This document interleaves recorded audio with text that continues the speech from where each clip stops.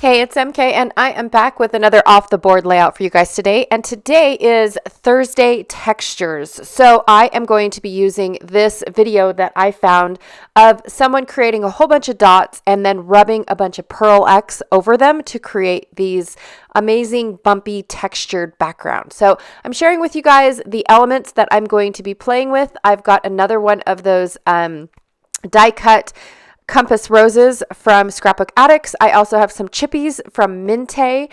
These awesome leaves. I don't know what kind of leaves these are, but they are from the laser cut pieces from the 49 and Market Sunburst collection, as well as these little flowers too. I'm not sure if they came from the same laser cut one, but they ended up with two. One was the florals and leaves, and then the other one was the icons and designs. I've got a couple tickets and tags and things also from 49 and Market, as well as Simple Stories, Simple Vintage Coastal line. And then these are a few more pieces as well. So I just got a good mix and match because all of my stuff is mixed and matched. So from one of Simple Stories'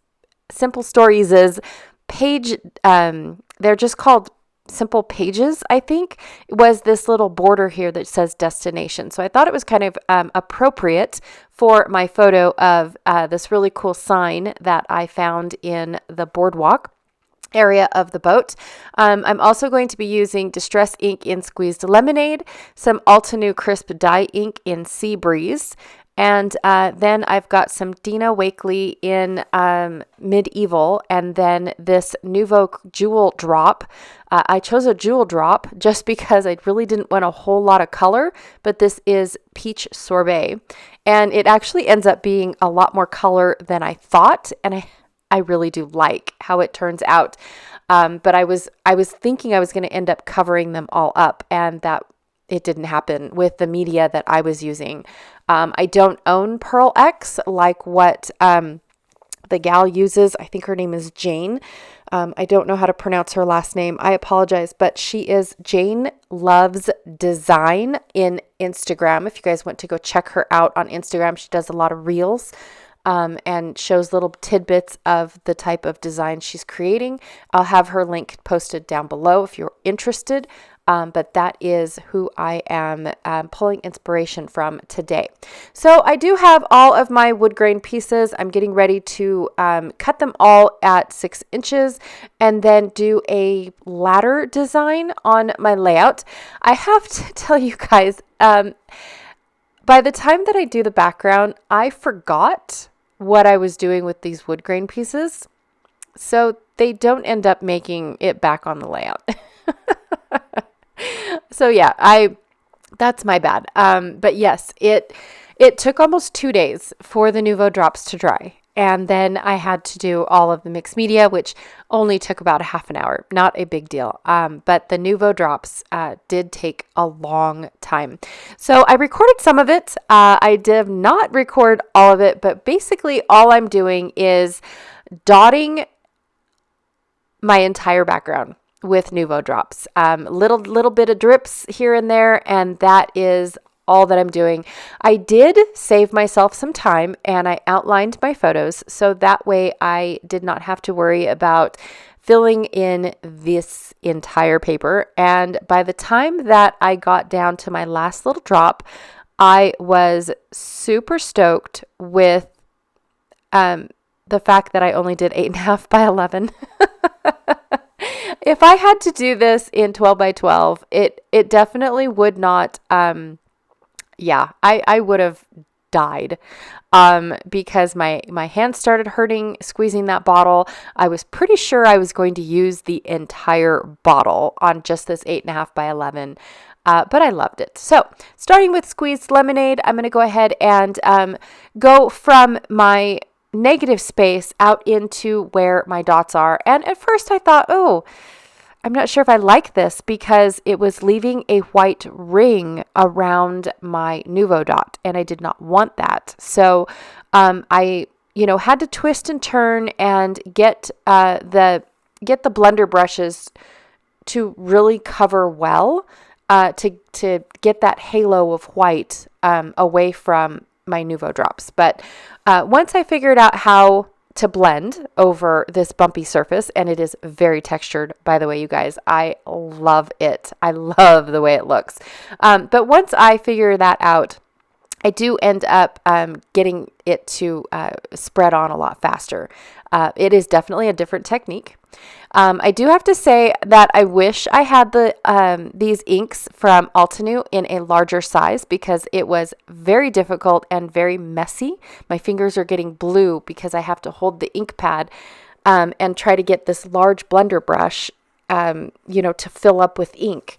And so I love the colors. I love Altenew's ink pads, you guys. I really do. And these little cubes come in a 4-pack, and they're already blended for you. You don't have to go into their store and guess at which ones are, that work well together. They've already done all the hard work for you, and you go in and you buy the pack, and you already know which blue section is colored, and then they have multiples of different other colors. I'm going to link them down below, just because of the fact that it just takes out all the guesswork for you guys. Now, you definitely can, I'm too lazy for this, but you definitely can take that 4-pack and go and find their full-size inks, and then use their recommendations of mixtures, because they have the full-size inks in the exact same colors. So you definitely can do that. I just chose to get all of the little ink blots, just because of or ink cubes, I should say, just because of the fact that I really wanted to have a travel set of inks and whatnot. So that's why I did that. All right, so I went ahead and I took some Foundry Wax by Tim Holtz, and I colored my Nuvo drops in this gorgeous antique silver. I do have to say, because of all the texture and everything, my towel that I was using just a paper towel. It shred quite often, so I had to constantly keep finding a new spot for the towel, twisting it and turning it and whatnot. One towel did the trick, but it left my colors pretty dull, so I had to go back and re-ink my background just a little bit to bring my colors back in, and then I took my Dina Wakley and splattered a little bit. And after that, I was like, oh my stars, this is gorgeous. So here's where I completely forget about because like I said, it's 2 days later, and I completely forget about the wood grain background. But I'm super stoked with the background that I created and the one that I had. I'm sure there's a faster technique had I have done something different.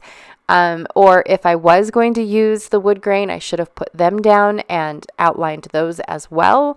I definitely should have saved myself. But this is where I found my pieces and realized, oh, I did not do that. How was I going to do that? And I didn't even lay them down the first way, the original way that I had them. Like I said, I had no clue what my intention was with the wood grain, just no clue. By day 3, I'm like, I don't even remember. So I guess I'm not using it. And why? Because this background is gorgeous. I love this background. And I just kept telling myself, I really don't want to cover it up with more paper. And like I said, if that was my intention, I should have definitely outlined my wood grain pieces so I didn't have to use so much Nuvo drops and such a huge technique all over the place. So anyways, I'm going to go ahead and set all of these. I'm just creating a couple little cute clusters to go around this pretty cool sign. I love this sign. These, I found a couple of these. Well, I didn't. I found a couple pictures of these by other cruisers all throughout the islands as well. And so I just really like them because it says, that Aruba is so many miles in that direction and Nassau is so many miles in that direction and so on and so forth. And I just really like that. I'm not sure if it's accurate because the boat is moving. Is Nassau 220 miles from where the boat is right now? Probably not, because I think this was on day 3 and we just left Coco Cay. So I'm not really sure. I don't really know if they were phony baloney or are they from, like the destination from the port that we left. I don't really know, but I still think that it is so fun to just see signs like this and what they say and whatnot. I don't know, you guys. I've always been attracted to numbers. Everybody that's followed me for quite a while knows that. And so, yes, this sign made my heart happy. All right, so that is my final design. I did not make you guys watch me re-glue it after I had already set it all up, but I am so happy with how it looks. I love the background. And the last thing that I added at the very last moment to my pictures was some Dina Wakley white. I splattered that all over the background as well, just to give it that subtle littleness. It's barely visible, but I just really wanted to add it. All right, you guys, thank you so much for hanging out with me today. I really, truly appreciate it. As usual, I've got the links down below. I have the links for Off the Board. I also have the links for all of the rest of my cruise layouts if you're interested in checking out what I'm putting in my album. And of course, as always, I have a link if you guys are interested in finding out about the next cruise that Janet and myself will be teaching on. So we are teaching on a boat and a cruise ship. I apologize.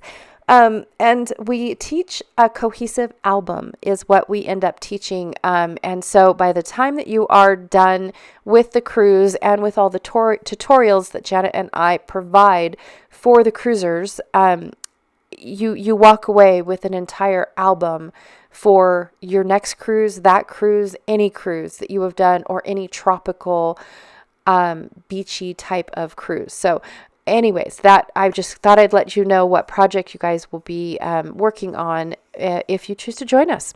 All right, that is all that I have for you guys today. Thank you so very much, and I will check y'all later. Bye.